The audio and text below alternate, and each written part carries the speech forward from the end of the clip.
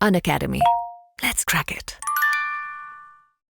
नमस्कार, जय हिंद दोस्तों। मैं सिमोन शर्मा स्वागत करता हूं आपके अपने अनअकैडमी प्लेटफॉर्म पे। जैसा कि आप सभी के लिए बच्चों डेली बेसिस पर करंट अफेयर्स की श्रृंखला हम लेके चल रहे थे, उसी श्रृंखला में आज आगे बढ़ते हुए आपके लिए एक नया चैप्टर लेके आए जो कि बहुत ही इंपॉर्टेंट है आपके लिए।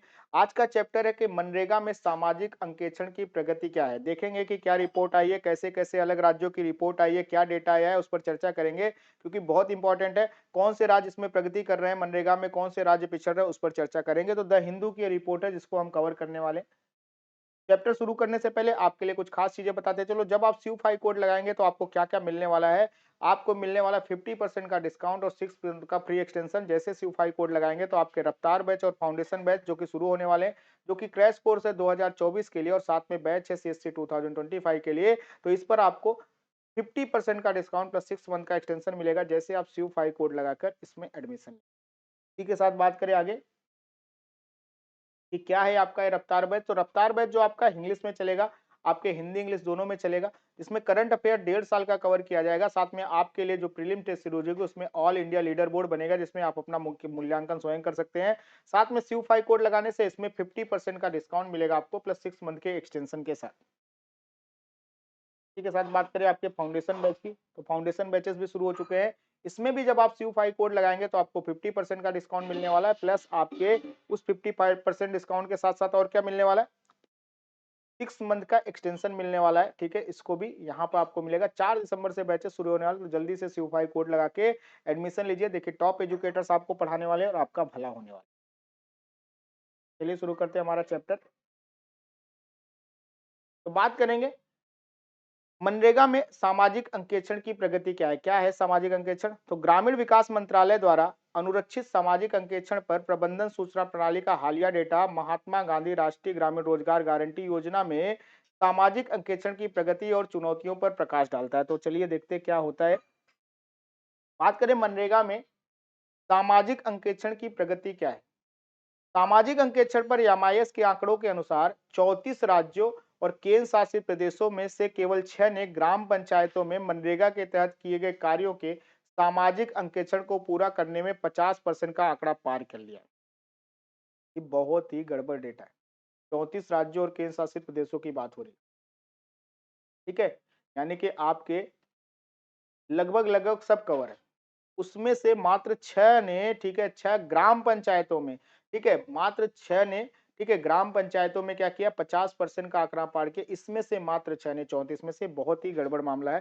सामाजिक अंकेक्षण में व्यापक और समावेशी दृष्टिकोण का प्रदर्शन करते हुए ग्राम पंचायतों में 100% कवरेज हासिल कर केरल अग्रणी बना हुआ है।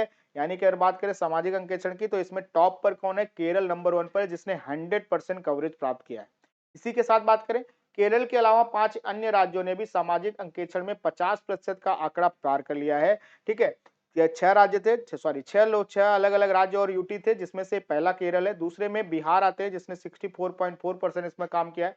गुजरात की बात करें 58.8%, जम्मू कश्मीर ने बहुत ही बेहतरीन सुधार किया 64.1%, ओडिशा 60.42% और उत्तर प्रदेश 54.97% इसमें शामिल है।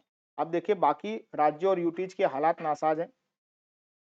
बात करें केवल 3 राज्य ऐसे हैं, जैसे तेलंगाना की बात करें तो 40.5%, हिमाचल प्रदेश की बात करें तो 45.32% और आंध्र प्रदेश की बात कर लें तो 49.7% जो है, जो 40% से अधिक गांवों को सामाजिक अंकेक्षण पे कवर कर रहे हैं। वही बात करें तेलंगाना के अलावा चुनाव वाले राज्यों में अगर बात करें जहां जहां चुनाव होना है, तो मध्य प्रदेश के हालात बहुत ही गड़बड़ है, 1.73% है।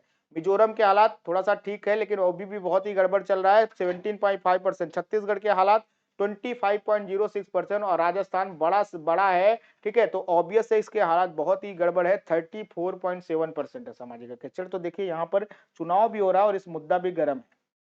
अब बात करें सामाजिक अंकेक्षण है क्या, तो इसका परिचय आपको थोड़ा सा दे देते हैं कि सामाजिक अंकेक्षण आधिकारिक रिकॉर्ड की समीक्षा करता है और यह निर्धारित करने की एक प्रक्रिया है कि क्या राज्य द्वारा रिपोर्ट किए गए व्यय जमीन पर खर्च किए गए वास्तविक धन को दर्शाते हैं कि कितना आपने, ठीक है, व्यय किया जमीन पर, वो यानी कि आपने जो पैसा लिया उसका सच में कहीं ना कहीं उपयोग किया कि वैसे पड़ा रह गया, इसके बारे में जानकारी देते हैं।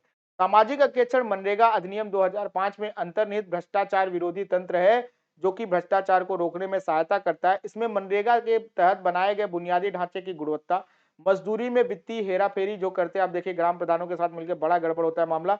साथ में किसी भी प्रक्रियात्मक विचलन की जांच करना इसमें शामिल है।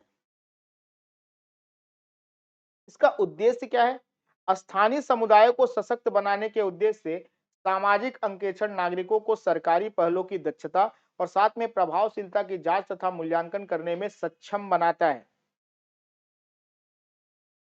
बात करें इसका वैधानिक फ्रेमवर्क कैसा है, तो मनरेगा के संदर्भ में महात्मा गांधी राष्ट्रीय ग्रामीण रोजगार गारंटी अधिनियम की धारा 17 जो है वो ग्राम सभा के कार्यों और निष्पादन की निगरानी और सामाजिक लेखा परीक्षा के लिए कानूनी आधार प्रदान करने का आदेश देती है। इसी के साथ बड़े योजना नियम अंकेक्षण 2011 की बात करें, जिसे महात्मा गांधी राष्ट्रीय ग्रामीण रोजगार गारंटी योजनाओं की लेखा परीक्षा नियम 2011 के रूप में भी जाना जाता है। भारत के नियंत्रक और महालेखा परीक्षक के सहयोग से ग्रामीण विकास मंत्रालय द्वारा विकसित किए गए थे। तो आप देखिए कहीं ना कहीं इसका इंपॉर्टेंस बहुत है और इसकी वैधानिकता भी है। बात करें ये नियम देश भर में पालन किए जाने वाले सामाजिक अंकेक्षण की प्रक्रियाओं, साथ में सोशल ऑडिट यूनिट जो होती है, राज्य सरकार एवं मनरेगा के फील्ड कार्यकर्ताओं सहित विभिन्न संस्थाओं के कर्तव्यों की रूपरेखा को तैयार करते हैं। बात करें सामाजिक अंकेक्षण की, सामाजिक अंकेक्षण इकाइयां कार्यान्वयन प्राधिकारियों से स्वतंत्र रूप से कार्य करती है, जिससे कार्यक्रमों का निष्पक्ष मूल्यांकन सुनिश्चित किया जा सके, क्योंकि भ्रष्टाचार के रोक के लिए तो ये बहुत ही ज्यादा जरूरी है। इसी के साथ सामाजिक अंकेक्षण इकाइयों की स्वायत्तता सुनिश्चित करने के लिए गत वर्ष राज्य द्वारा किए गए मनरेगा व्यय के 0.5% के बराबर धनराशि के हकदार थे।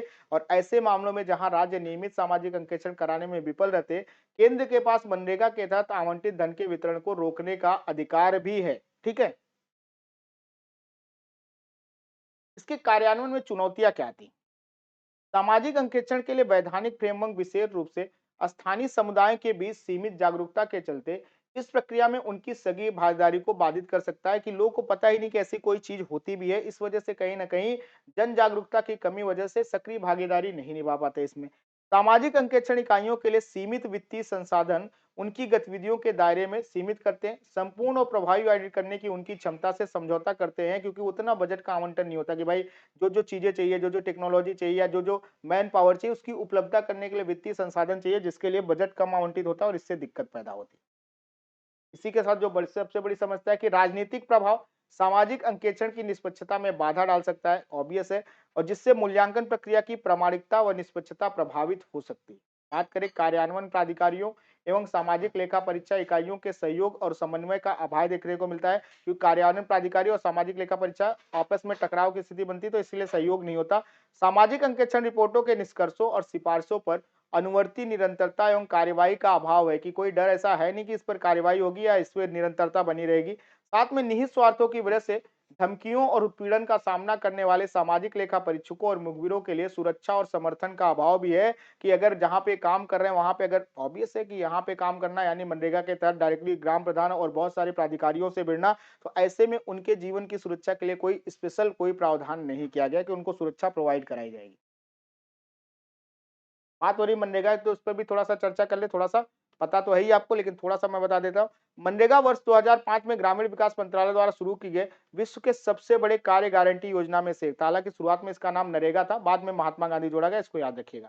मनरेगा एक वैधानिक फ्रेमवर्क है जो योजना के कार्यान्वयन को सक्षम बनाता है और ग्रामीण गरीबों को काम करने का अधिकार देता है, यानी कि 100 दिन के रोजगार की बात है। ठीक है, इसको याद रखिएगा। मनरेगा के तहत कुल 11.33 करोड़ परिवारों ने रोजगार प्राप्त किया है और 15 दिसंबर 2022 तक कुल 289.24 करोड़ व्यक्ति दिवस रोजगार उत्पन्न किए गए हैं, और ये थोड़ा सा बड़ी उपलब्धि है। उद्देश्य क्या था इसका?